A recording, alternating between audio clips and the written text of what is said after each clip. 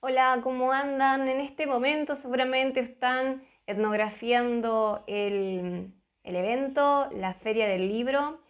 Yo fui ayer, sábado, así que acá tengo mi cuadernito de campo para que vean cómo es esto de tomar apuntes, toda una letra horrible, todo marcado, borroneado.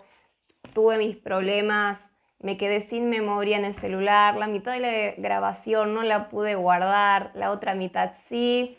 Tengo videos, tengo fotos y ahora toca el momento de organizar todas las notas de campo, utilizar todo ese material para crear el registro. Así que les digo, no se cuelguen con eso y traten de hacerlo en los días ahora. O sea, ya sé que ni bien llegan, ustedes van a estar recansados, te saca mucha energía hacer etnografía, pero el siguiente día o al otro pónganse las pilas y armen el registro. Utilicen las fotos que sacaron y los videos para hacer las descripciones físicas de lo que vieron, cómo era el lugar, cómo estaba dispuesto todo, el tipo de personas que iban, la edad, lo que parecían, cómo se veían, cómo estaban vestidos, cómo interactuaban entre sí. Y ustedes van a hacer la descripción de, digamos, del escenario de todo el evento, o sea, dónde transcurre esa interacción para que ustedes después puedan abocarse a la descripción y la narración de justamente aquella actividad que ustedes hayan ido a etnografiar. Yo fui para el discurso de apertura, les dije que quería ir ni bien comenzara todo, así que fui a eso especialmente, resulta que justamente eso fue lo que no se grabó. Y por cuestiones de relaciones sociales ahí mismo del evento, cosa que no estaba previsto para mí, que yo iba a interactuar con gente ahí que yo llegara a conocer, la verdad que pensé que eso no iba a ocurrir. Bueno, por eso mismo se me generó la obligación de quedarme a la siguiente lectura o la siguiente presentación del libro, porque lo iba a estar presentando a alguien que yo conocía y quedaba mal si me iba. Y entonces finalmente terminé registrando eso otro que no tenía pensado registrar. Todas estas cuestiones ocurren y es de llamar la atención que si yo no me hubiera quedado, habrían cosas que no se hubieran podido registrar y cosas que eran importantes y que me llamaron la atención y que después les voy a contar el jueves para que compartamos todas nuestras experiencias porque va a haber mucho que decir sobre esto, pero no me quiero adelantar y quiero que aprovechemos el día que nos encontremos para eso. Ahora quiero dejar asentado las cuestiones de la industria cultural porque es complicado y ustedes vieron que trataron de tomar apuntes mientras yo hablaba la semana pasada. Hay varias cosas que quedaron desconectadas. ¿Qué es industria cultural? ¿Qué no es? Y lo más importante, ¿qué hacemos nosotros en el medio con todo eso? Así que vamos a tratar de aprovechar esta clase para eso y estuve leyendo en profundidad el texto que les subí de Christine Resch y Heinz Steinert, que ellos dos se pusieron a estudiar realmente bien la teoría de la industria cultural, que es una teoría crítica de Adorno y Horkheimer. Ustedes tienen el texto de Adorno y Horkheimer, el único texto en el que hablan del concepto de industria cultural, porque después ellos no van a utilizar más ese concepto y van a empezar a hablar de otras cuestiones como la industria de masas o la industria de la diversión. Van a utilizar, pero ya no van a describir tal cual lo que es la industria cultural. Ellos van a seguir adelante con sus vidas, pero este concepto de industria cultural y la teoría crítica de la industria cultural fue realmente muy influyente, no solo para los intelectuales que quisieron empezar a analizar la producción cultural en el capitalismo, sino también para las mismas empresas y los mismos movimientos, o sea, no movimientos, sino mecanismos de producción dentro del capitalismo que se apropiaron del concepto de industria cultural y empezaron a hablar ellos mismos de industrias culturales. Se empezaron a llamar industrias culturales. Entonces, es la utilización de un concepto crítico apropiado por la misma industria cultural y reforzado afirmativamente.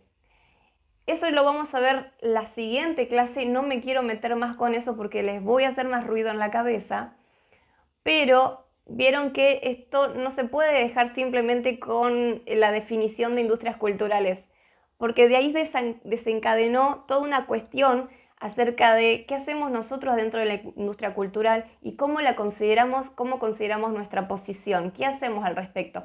Y parece que la noción de industria cultural sí generó mucha ambivalencia y muchos dilemas internos en el mundo intelectual, mundo en el que nosotros estamos interviniendo ahora en nuestra calidad de gestores culturales, y entonces tenemos que hacernos cargos de esas consecuencias de la construcción teórica de la industria cultural, o sea, de la industria cultural como teoría.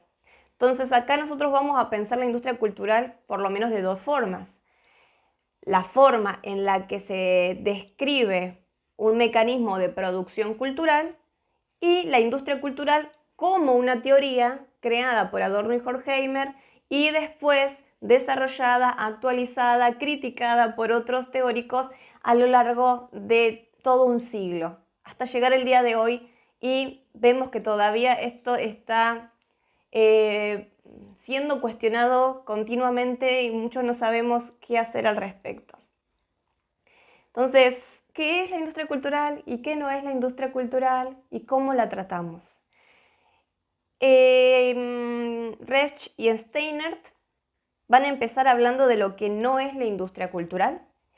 Después van a hacer toda una enorme sección sobre las teorías que critican la teoría de la industria cultural, o sea, critican a Adorno y Horkheimer como si fuera una alternativa a esta teoría, pero que también son alternativas que estos autores van a decir que son falsas. Resch y Steiner van a decir estas supuestas críticas a la teoría de Adorno y Horkheimer van a ser falsas, realmente no son alternativas a la industria cultural.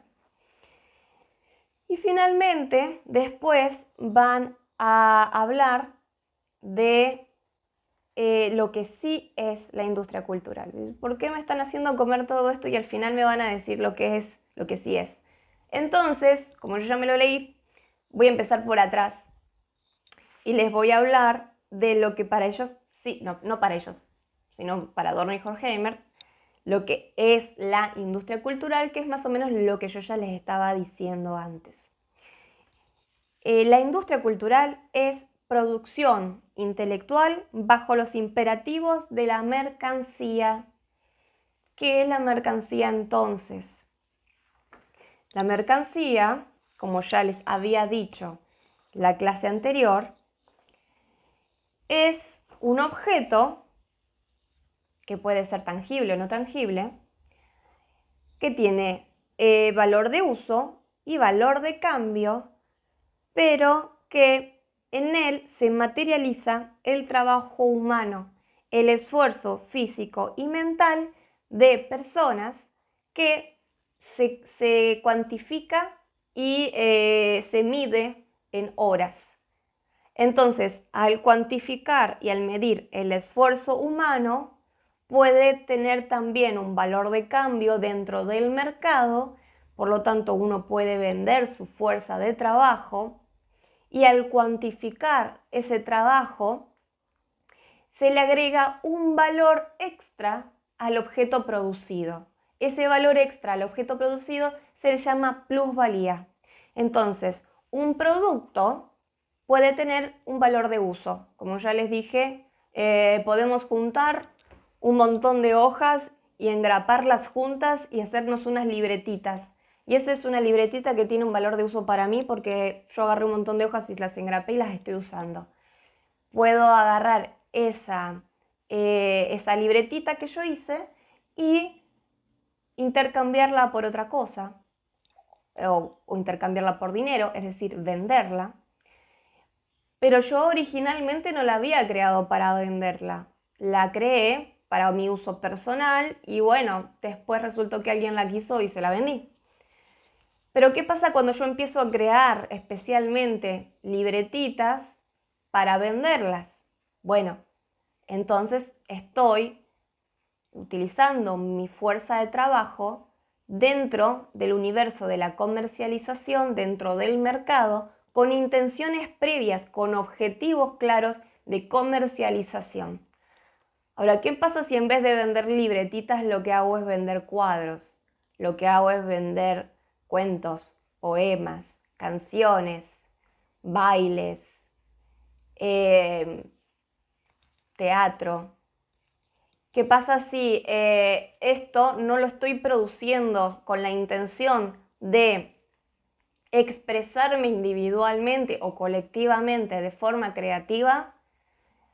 No lo estoy haciendo para buscar sentido a las cosas, darle un sentido, un orden a las cosas desde mi propia percepción intelectual. No lo estoy haciendo con una intención de reflexividad, sino que lo estoy haciendo desde el vamos, desde antes, desde la concepción de ese producto, lo estoy haciendo con miras de la comercialización y para hacer un producto vendible. A veces ese producto soy yo mismo me convierto en un producto vendible, convierto mi identidad en algo que los demás puedan consumir. Eso es lo que está ocurriendo ahora en las redes sociales, donde parece que no hay un producto, donde la persona está vendiendo su vida, no está vendiendo algo, está mostrándose. Y al mostrarse se está convirtiendo en un producto que los demás están consumiendo y que a cambio lo que le dan es ese apoyo, esa aceptación, en forma de followers, en forma de audiencia, y eso le genera no solo capital simbólico, sino a la larga capital material también, dinero, monetización. Esto es entonces la industria cultural, la producción intelectual y artística bajo la lógica de la mercancía. La mercancía es cuando un producto adquiere un valor extra debido a que tiene un trabajo humano, intelectual, físico y mental puesto en la producción de ese objeto, pero con la intención de ser vendido y de ser comercializado dentro del mercado bajo una estructura capitalista. Repitan esto todas las veces que quieran, para eso está grabado. Y entonces ahora pasemos a ver todos los matices de lo que implica esto y cómo vamos ampliando entonces esta teoría. Porque ahí se nos pone complicada la cosa. Yo les voy a recomendar una y otra vez que lean el texto de Dorner Horkheimer que yo les subí, de la ilustración como engaño de masas.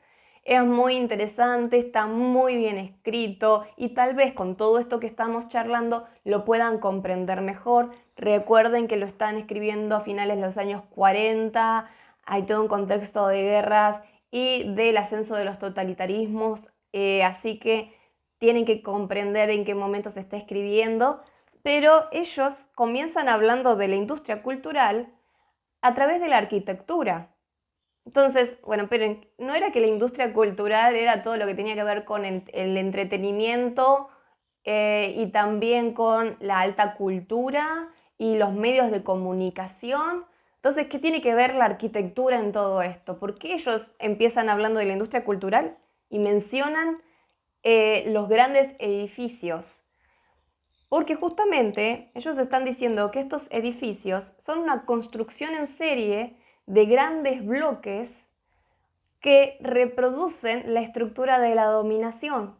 Por un lado tenés grandes bloques de edificios, todos exactamente iguales, que albergan a los empleados, que son consumidores, que son los administrados, y por el otro lado tenés otras configuraciones espaciales con otro tipo de casas, de viviendas creadas exclusivamente para otro tipo de consumidores que tienen un valor agregado que les da estatus y que los diferencia de este otro bloque de masa.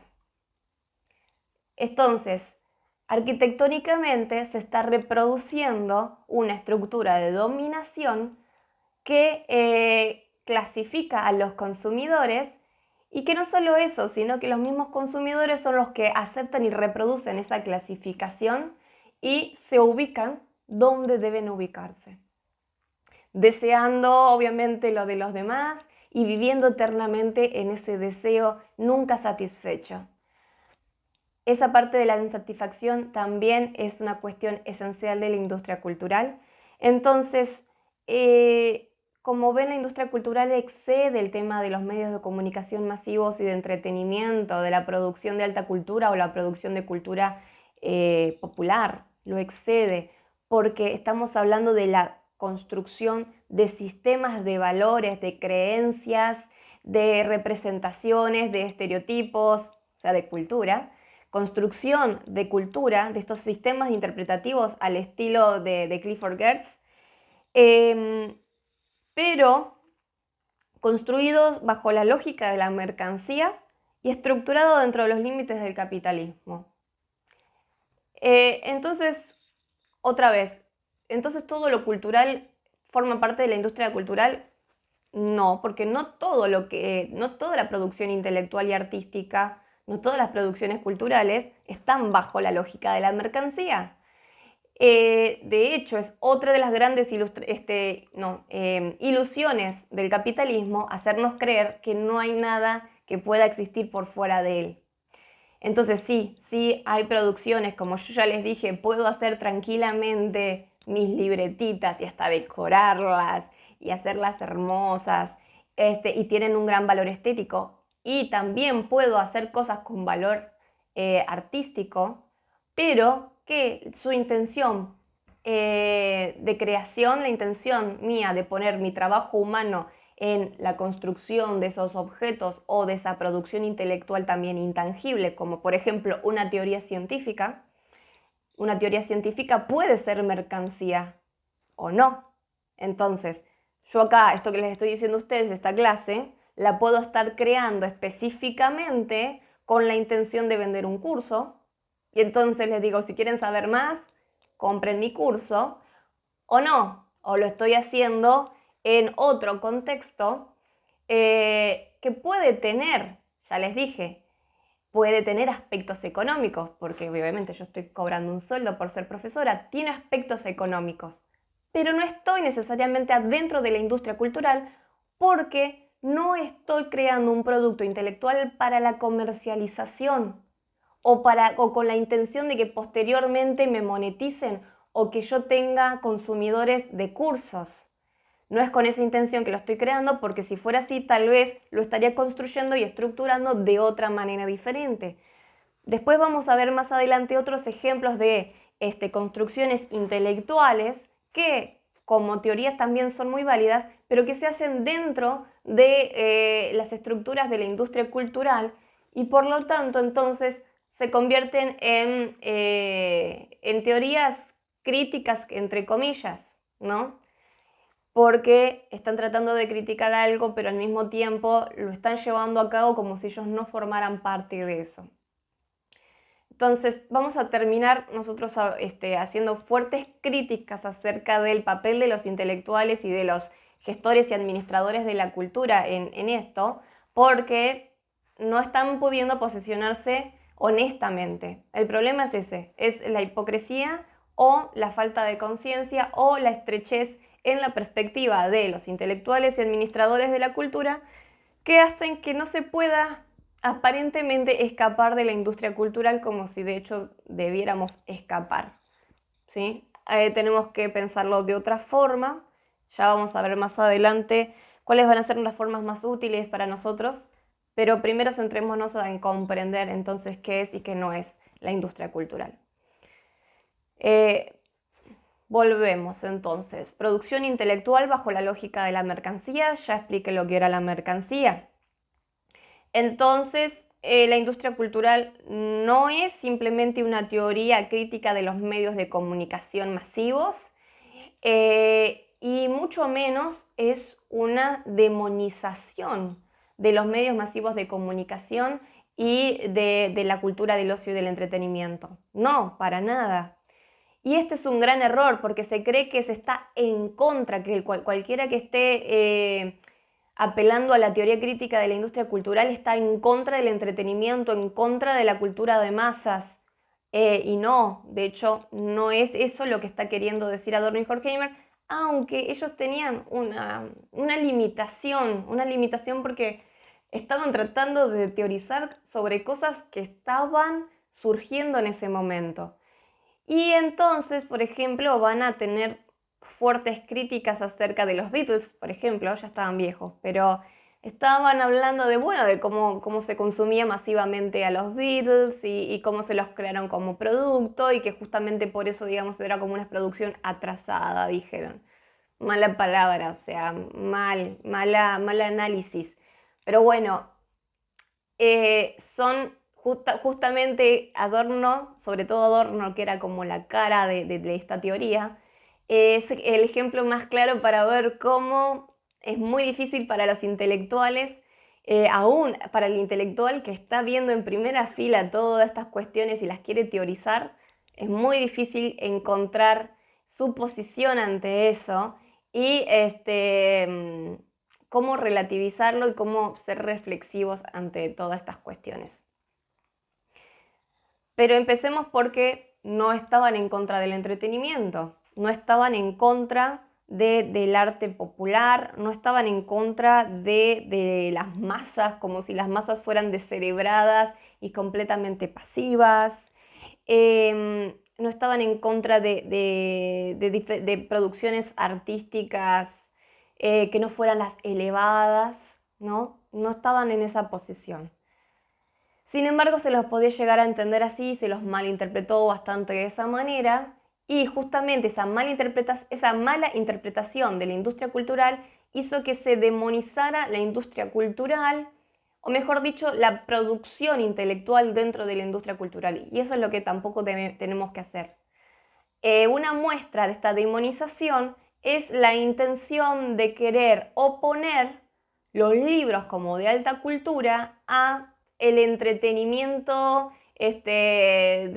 descerebrado y acrítico, que no te hace pensar y que no te hace imaginar, ¿no? Entonces, bueno, sí, el libro te abre nuevos mundos y te hace imaginar y te hace social y soñar y sos más libre gracias a los libros, en oposición a lo que sea que ocurra en tu celular que parece que te está matando el cerebro. Y eso es una grave acusación a las industrias, no a las industrias culturales, a las producciones que ocurren gracias a los medios masivos de comunicación. Y entonces podemos ser críticos pensando en cada una de estas producciones y en el contenido de cada una de estas producciones y no hacer una oposición tajante donde uno es lo bueno y lo otro es lo malo.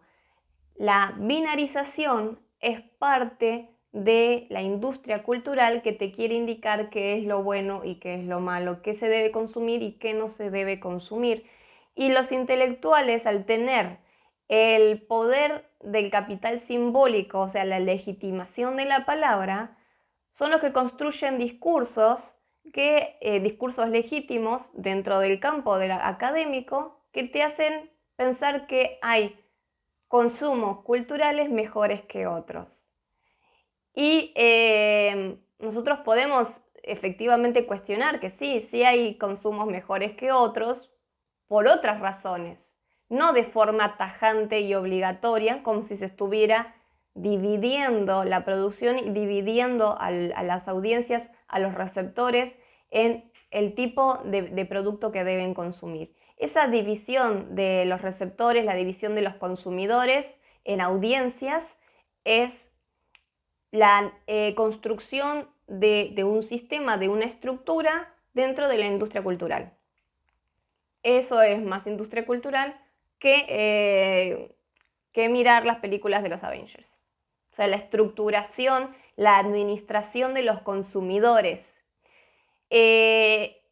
la forma en la que se crea interacción, la socialización que se genera con respecto a la producción y al consumo de estos bienes, de estos servicios, de estos productos intelectuales, eso es cultura. Eso es industria cultural. Y no tanto el contenido específico de la producción, aunque sí obviamente también ya vamos a ver que tiene que ver también el contenido, ¿no? Por eso es tan difícil separar, decir esto sí y esto no, qué es, qué no es. Justamente las definiciones tajantes son parte del contenido general de las industrias culturales, y cuando queremos criticar la industria cultural nos encontramos con ambigüedades, con matices, con contradicciones, o sea, la vida real que no tiene esas dualidades, que no tiene esas oposiciones, y uno no quiere esa dualidad, uno quiere que nos digan qué es y qué no es y listo, porque uno está acostumbrado a ser administrado dentro de la industria cultural y quieren que nos digan, bueno, cuál es el contenido que puedo consumir y cuál no, cómo puedo ser como productor o cómo no debo ser. Díganme, yo les pido que me construyan una identidad y yo se las compro, pero díganme cuál debe ser. Y un crítico de la industria cultural es, no, mirá, vos tenés que usar tu criterio personal individual y para eso tenés que cultivarlo subjetivamente y reflexionar acerca de cada uno de estos contextos y de las producciones que se dan en circunstancias determinadas. Mucho texto, mucho trabajo, ¿no? Bueno, genial, entonces si no te gusta leer, si no te gusta pensar este tipo de cosas, no te metas en este mundo intelectual, menos no te metas en la administración de la cultura, pero si te vas a meter, lamentablemente esto es sucio, esto es más contradictorio y caótico de lo que queremos, porque el orden binario pertenece a la estructura de las industrias culturales. Así que lo primero que tenemos que abandonar es la pretensión de ese orden. Bueno, otra vez. ¿Qué no es la industria cultural? Lo que no es entonces es una teoría que demoniza a los medios de comunicación masivos ni a sus consumidores y no demoniza al entretenimiento. Si pensamos, por ejemplo, en la producción artística, como ya les dije, lo que se está criticando es la producción artística por y para la comercialización, y no solo es el problema, no es que se comercialice una obra de arte, o sea, todo bien con que se comercialice una obra de arte. El tema es que alrededor de la comercialización de una obra de arte se va ocultando el valor único, real de esa obra, se va borrando el proceso de construcción artística, de creación artística real que ocurre en la interacción entre el artista y su entorno, que genera una obra que antes no existía en el mundo, que es la expresión de su propia mirada, de su perspectiva ante la vida. Se borra eso porque el arte, al mismo tiempo que sigue con estructuras preestablecidas de técnica, metodología y estética, por el otro lado tiene un lugar de liberación absoluta que te permite pensar más allá y te permite lograr vislumbrar lo otro, lo que se aleja de uno, lo diferente. Esa parte de liberación del arte es lo que Resch y Steiner van a decir que está secuestrada dentro de la industria cultural, y entonces el artista individual está eternamente atrapado en esta dialéctica entre crear e innovar en confrontación con los encargos, porque quiere ser artista vendible y no está mal quererlo, ¿no? Pero entonces siempre va a estar en esta lucha interna de realmente tengo que hacer mi arte para venderlo o tengo que realmente expresarme individualmente. Y Adorno y Horkheimer dicen que es posible hacer las dos cosas, pero que cuando vos haces una obra desde su nacimiento para ser vendida, obviamente que es muy difícil que este elemento de liberación del arte, elemento inacible, esta aura del arte, quede tapada por las intenciones y los objetivos, la lógica de la mercancía. Uno de los ejemplos de esto es cuando se le pregunta a personas que les gusta el arte o que les gusta pintar, les gusta hacer música, les gusta actuar, les gusta cantar, bueno, como quieran. Y se les pregunta, bueno, ¿cuándo es que sí son artistas? ¿Cuándo un artista es un artista? Y hay mucha gente que va a decir, por ejemplo, que un pintor se convierte en artista cuando vende su primer cuadro, o que un autor pasa a ser un escritor de verdad cuando es publicado. O sea, cuando entran dentro de la lógica de la industria cultural, ellos no tienen idea de que están diciendo eso. Pero lo que están diciendo lo que están diciendo es justamente eso, se es un artista solo dentro de la industria cultural. Por fuera simplemente es un hobby. Pero en el momento en el que yo puedo vender y vivir de mi arte, bueno, ahí soy artista. Y se supone que no, que el arte no tiene que pasar por ese lado. El tema es que no hay que irse para el otro extremo y decir hacer el arte por el arte, porque también está en el origen de las creaciones artísticas venderla. Otra vez, entonces, ¿cuál es el problema acá? ¿El problema es vender la obra? No, el problema no es vender la obra. El problema es crear la obra bajo los imperativos de la mercancía.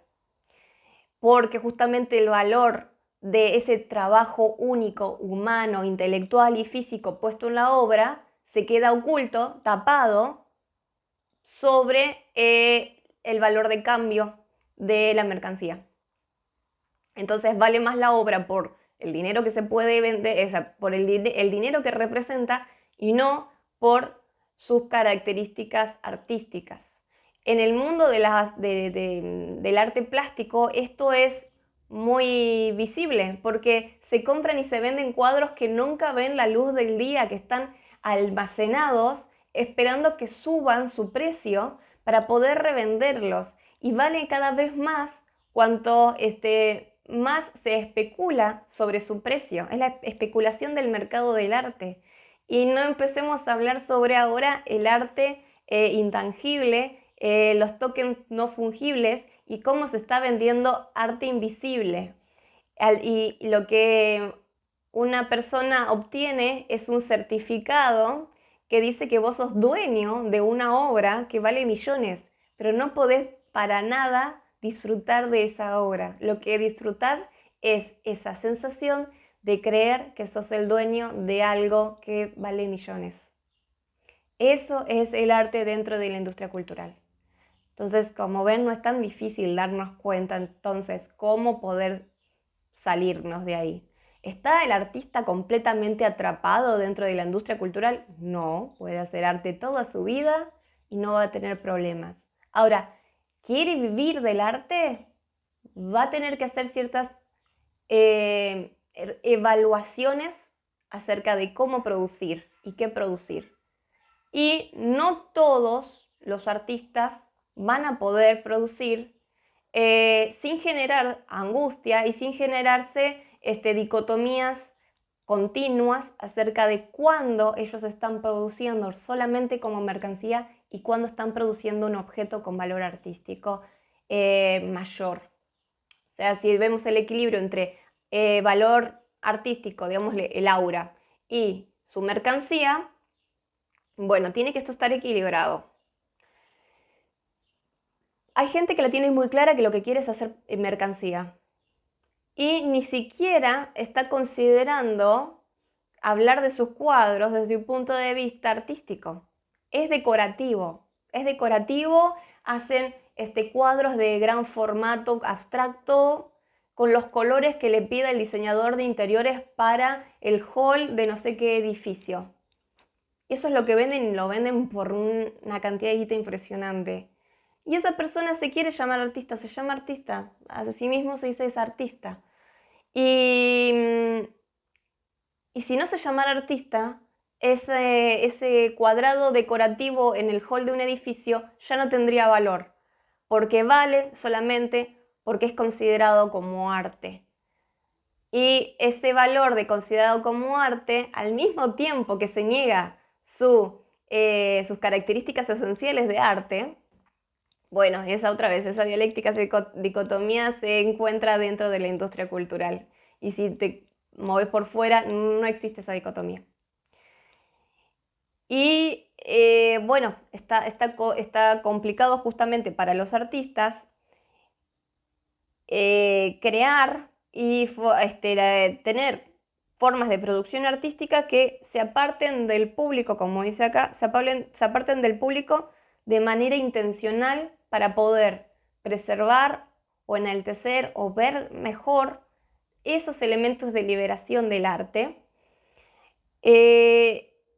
porque en la industria cultural esta liberación también es funcionalizada para su comercialización. Entonces, lo que piden Adorno y Horkheimer es una actitud de resistencia constante que esté todo el tiempo en reflexión, el artista que esté todo el tiempo en reflexión para poder mantener ese equilibrio y para poder, no solo el equilibrio, sino que en ciertos momentos sea mayor la parte de reflexividad artística. Y esto ellos le llaman soledad pública. O sea, un artista tiene que estar solo, pero eso no quiere decir que no comparta y difunda su arte. Pero para crearlo debe estar solo con él mismo en el mundo, prestarle atención al mundo y no estar dentro de esta estructuración, esta clasificación de consumidores, productores de industria cultural.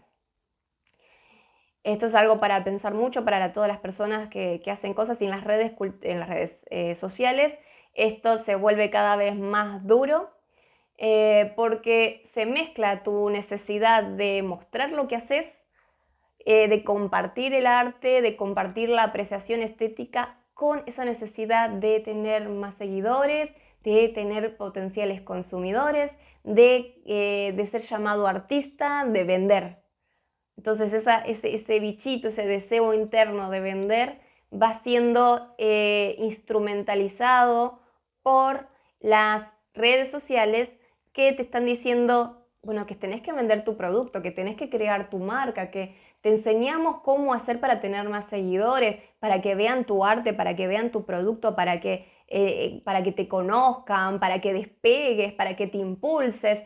Hay un montón de vocabulario y de construcciones de mundos semánticos para decirte cómo convertirte en un producto dentro de las redes sociales. Claro, todo es a favor del arte. Lo mismo pasa en el mundo de la ciencia y que los científicos publican, crean papers, ya no hacen más los grandes libros de recopilación de sus investigaciones después de haber hecho investigaciones profundas, sino que se les pide, desde las mismas instituciones de científicos como el CONICET, se les pide que tengan una cantidad de publicaciones mínimas. Y eso está en contra de la forma de producir ciencia, porque lo que están produciendo ahí son artículos de divulgación científica para consumo de la población, y se tiene que hacer en un vocabulario determinado, se tiene que poder hablar de temas de tendencia y de cuestiones. Hay ciertas cuestiones que se vuelven tabú, que se vuelven controversiales y entonces no te las van a publicar. Hay otras que están más de moda, entonces sí. Y bueno, hay no solo la competitividad interna dentro del mundo académico que hace que vos crees artículos especialmente para ser publicados, como en las revistas, y también los documentales, por ejemplo, o los programas de divulgación científica, o los canales de YouTube de divulgación científica, se tienen que producir de cierta manera para generar audiencia. Entonces se está compitiendo, los científicos y los pensadores compiten por números de audiencia. Por mucho que lo que estén diciendo sea muy válido, pero están construyendo dentro de la industria cultural y hay cosas que nunca van a decir y que nunca van a investigar porque no van a tener consumidores. Entonces están pensando en crear conocimiento bajo la lógica de la mercancía. Otra vez, estamos en la misma. Creo que se va entendiendo cuándo sí es industria cultural y cuándo no.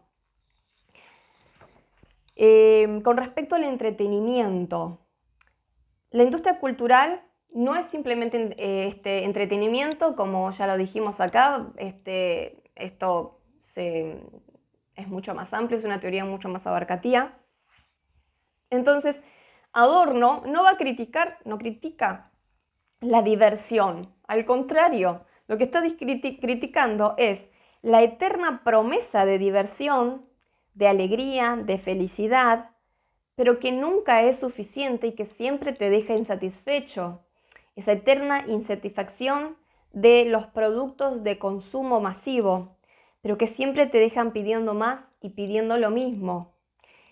Vamos a tener miles de temporadas de una serie que vamos a comernos, maratonearlas de forma obsesiva y se va a hablar y recontablar, va a crear más contenido por otros lados para que al final de esa serie el último capítulo sea el más odiado de todos y tire a la mierda todo lo otro que se dijo, generando insatisfacción al final. Pero, o casualidad, después hacen un spin-off, después hacen una secuela, una precuela, o desempolvan otra novela del mismo autor y otra vez vuelven los consumidores de esa misma serie decepcionados por el último capítulo, esperando que ahora sí finalmente le den lo prometido.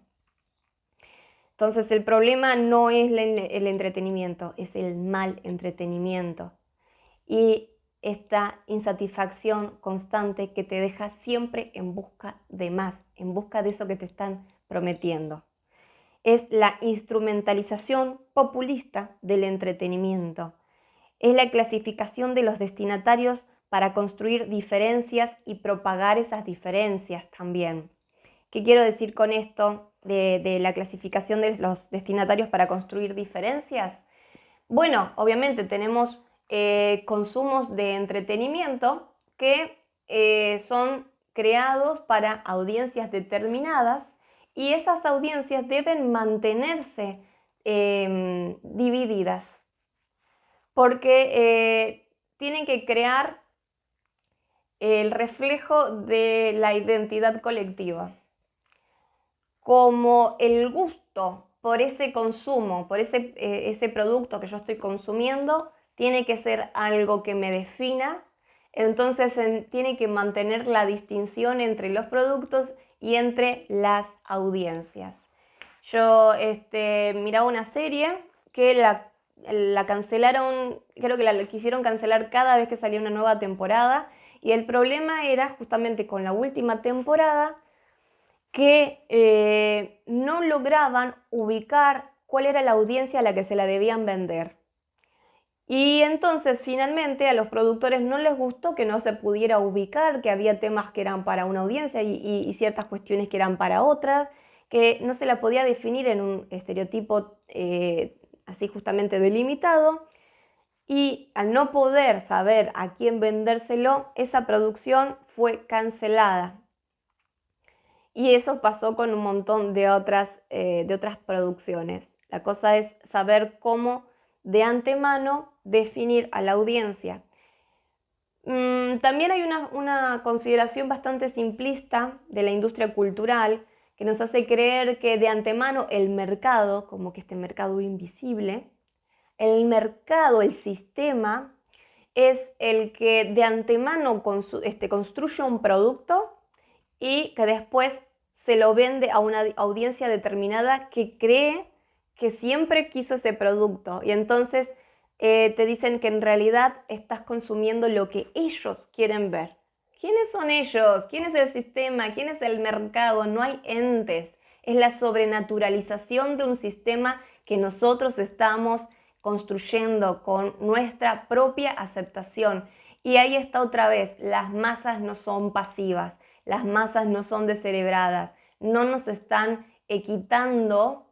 ¿Quiénes nos están quitando? No nos están quitando el poder crítico Otra cuestión entonces, la teoría no es una reprimenda al público, porque la masa, nosotros, consumidores y productores, todos nosotros, conocemos esta coacción del mercado, ya sea más conscientemente o menos conscientemente, con más o menos palabras. Sabemos que nos están hinchando todo el tiempo con determinada publicidad porque quieren que consumamos tal producto a toda costa. Quieren que compremos tal cosa, quieren que miremos tal cosa, que escuchemos tal cosa, que nos pasemos al premium. Todo el tiempo están con eso. A ver, no somos tarados, sabemos que nos están queriendo vender cosas, nos estamos dejando porque también lo queremos. Entonces, esta coacción del mercado no es otra cosa que nosotros mismos aceptando de diversas maneras esa coacción y colaborando a medias y a medias resistiéndonos a la reproducción de las relaciones dominantes. Eso se llama hegemonía. Esa aceptación de la dominación bajo ciertos parámetros que nosotros definimos en cierta medida y en otra medida dejamos que otras personas las definan por nosotros. Y esas otras personas son los administradores de la cultura. Y no es que hay un gran ente maligno detrás de todo esto. No es que esto ocurre de afuera hacia adentro. Esto viene desde adentro, viene desde la misma esencia que estructura nuestras producciones culturales. Si entendemos entonces cómo se construye cultura, vamos a entender cómo se construye la industria cultural y cómo se construyen los bienes y productos y servicios como si fueran mercancías desde el comienzo. Les pongo otro ejemplo también con la industria editorial. Hay libros que se los denomina literatura ya traducida, que nació para ser traducida.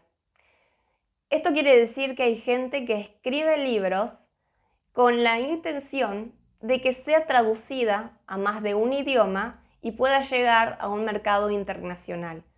Por lo tanto, hay una forma específica de escribir y también se lo traduce a una velocidad mayor de lo que debería traducirse, por ejemplo, una novela, ¿no? Se la traduce casi antes de publicar el otro libro, porque ya se está pensando que ese libro se debe publicar en varios idiomas, en varios mercados.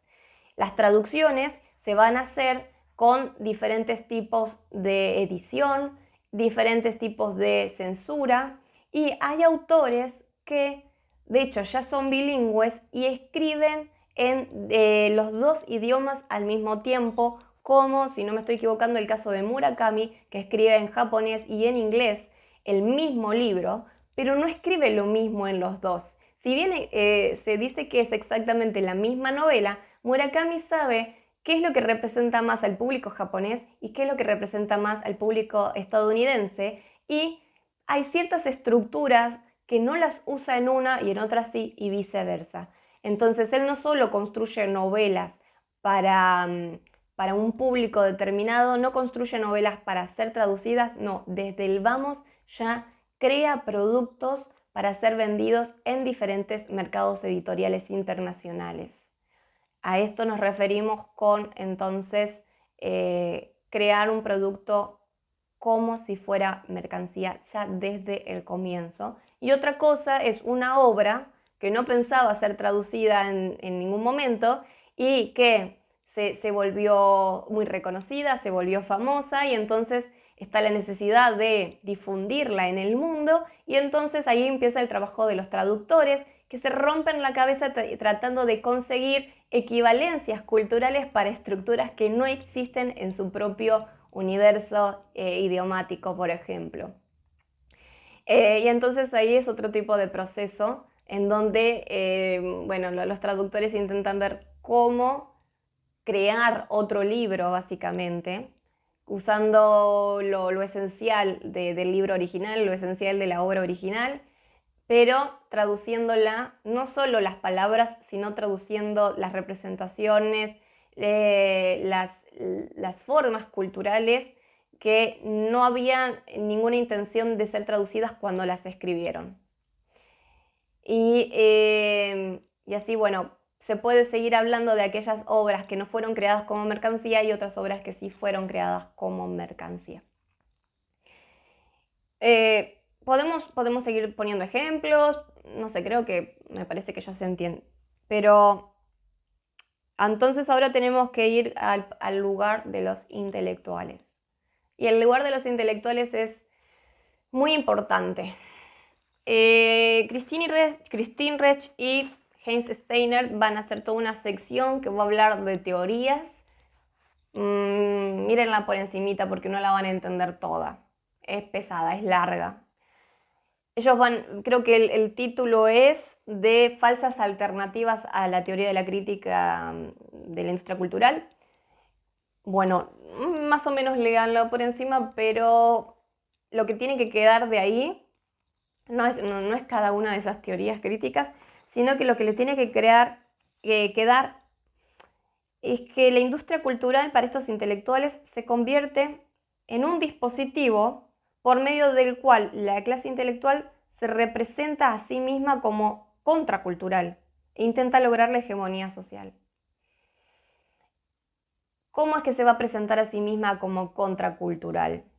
Bueno, primero, estos intelectuales que han tenido el privilegio de poder ser intelectuales y no simplemente trabajadores consumidores dentro de la masa, sino que se definen a sí mismos como por fuera de la masa, que han desentrañado los mecanismos de dominación, sin embargo, no poseen una posición social que les permita hacer su visión del mundo la visión default de sentido común de la mayoría de la masa. O sea, no pueden masificar su visión del mundo. Por lo tanto, lo que hacen es agarrar su propia forma de vida, lo que a ellos les pasó. O sea, ellos sienten que tienen una perspectiva crítica ante las industrias culturales, que no son consumidores pasivos, que pueden tener formas subversivas de consumo. Ellos consideran eso de ellos mismos, pero lo generalizan como si fuera una situación del pueblo entero. Entonces construyen teorías de, por ejemplo, defensa del arte popular, porque el arte popular es crítico y subversivo. Y que es una forma de estar en contra de la masificación de las industrias culturales. Y ahí son ellos poniéndoles palabras a otros que no tienen ninguna de esa intención. La mayoría de esto que denominan arte popular no tienen la intención de ser subversiva. Son ellos los que le están poniendo esa intención subversiva, los que están proyectando su intención de ser subalternos, de ser disidentes, están proyectando esa necesidad de disidencia y de crítica a las obras de otra porción de la población que está justamente creando cultura de una manera diferente. Esto de hablar por el otro, creo que ya lo mencioné en otra oportunidad.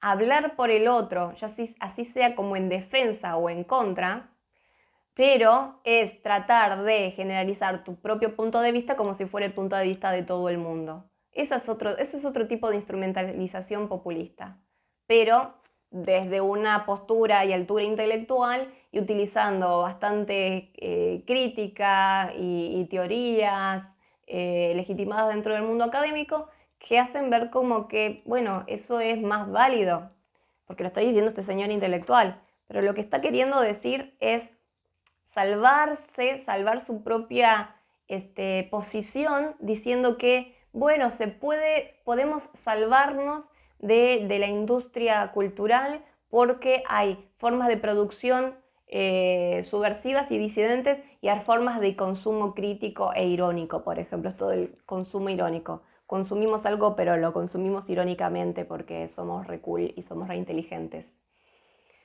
Y no es una justificación justificación que nos hace creer que estamos siendo muy disidentes, muy al margen de la industria cultural, pero estamos utilizando el mismo mecanismo de la industria cultural para decirlo y para difundirlo.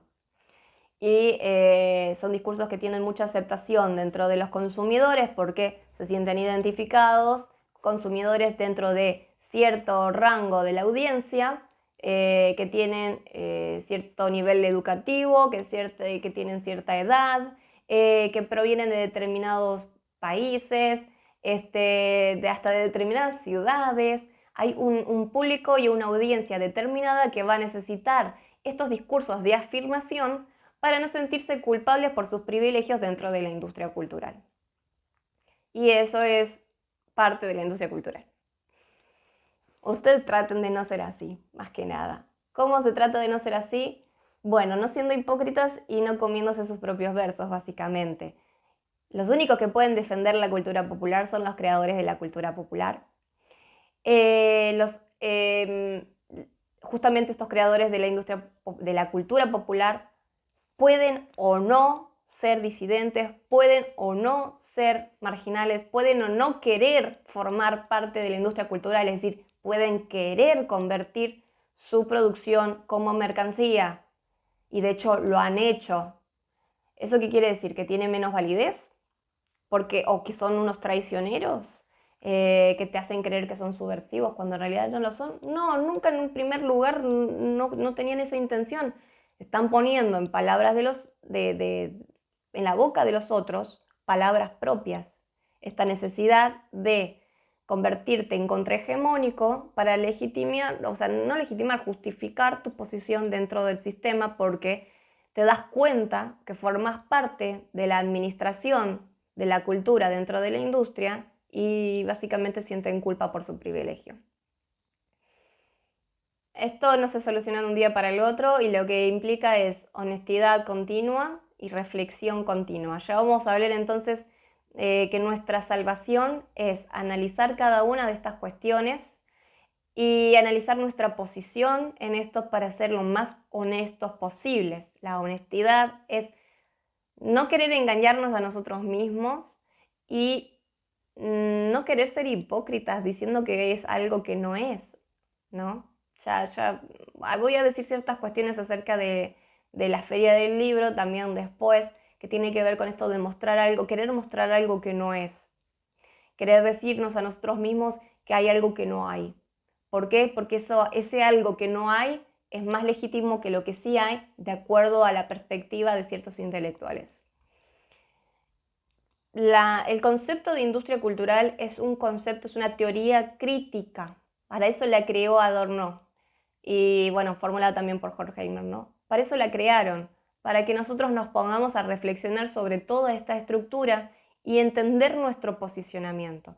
Los gestores culturales forman parte de lo que se llaman los administradores de la cultura dentro de este sistema donde hay administrados y administradores. Y no solo administrados y administradores, o sea, otra vez el mundo no se divide tan de forma tajante, sino que, bueno, sí, tenemos los creadores, los autores, los empresarios e inversores, todos los técnicos, ingenieros, empleados, profesionales y demás trabajadores que hacen que todo ese mecanismo funcione en las sombras. La sociedad consumidora, que es consumidora, productora, difusora y usuaria, todo al mismo tiempo. Y el Estado también tiene que estar presente, recordemos, el Estado como regulador y promotor de ciertos tipos de relaciones que supuestamente tendrían que ser equitativas y democráticas, aunque no siempre ese es el trabajo que hace.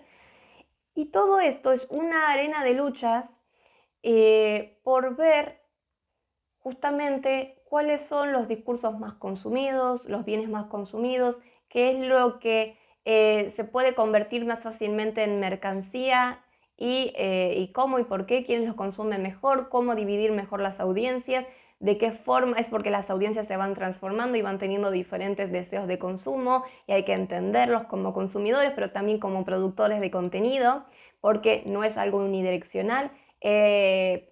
Producimos contenido al mismo tiempo que estamos consumiéndolo y nosotros mismos somos contenido que otros más consumen en esta industria de las construcciones identitarias colectivas. Es todo bien más complejo. Y no se va a acabar esta discusión acá. Pero ustedes van a tener que poder pensar un poquito en eso, nada más, empezar a pensarlo. Que los básicos les quede, que entiendan la estructura básica de la industria cultural y vayan viendo de qué forma se va creando esta producción intelectual, artística, científica, dentro de esas estructuras y bajo estas lógicas. Bueno, no me quiero extender más, se hizo 1 hora de clase, así que los dejo con esto y nos vemos el jueves para seguir charlando de la Feria del Libro, de cómo construir sus registros, de cómo vamos a seguir después de acá con sus propios trabajos y empezar a hablar un poco de cómo van a analizar los registros que ustedes hagan en el futuro. Así que ya estamos con esto y descansen, lean, miren esta clase todas las veces que lo necesiten y cualquier cosa me escriben o me hablan como tengan ganas. Nos vemos.